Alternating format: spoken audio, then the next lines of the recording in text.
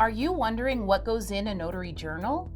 In this video, we'll walk through what a journal entry generally includes and some state-specific variations. Let's take a look at how to fill out your journal entry. Typically, a journal has several columns with pre-printed headers for what belongs in each one.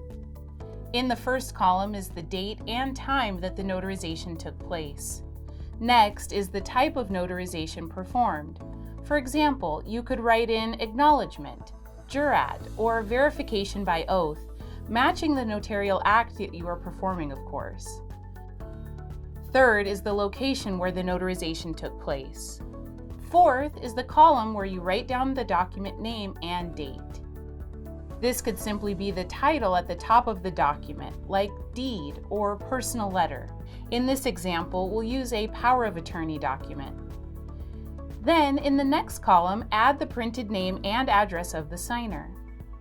If there is more than one signer, use a separate row below the first entry so that each signer has space for their specific details and signature. Another thing to note here, for certain documents such as wills, deeds, and mortgages, some states require the witnesses' names in this column as well. Sixth, you'll write down how you identified the signer, which is typically a state-issued ID card. The next column is for additional information. This is an optional step, but one you may want to consider. Sometimes there are unusual circumstances or other notes you may want to refer to if your notarization is ever questioned down the road.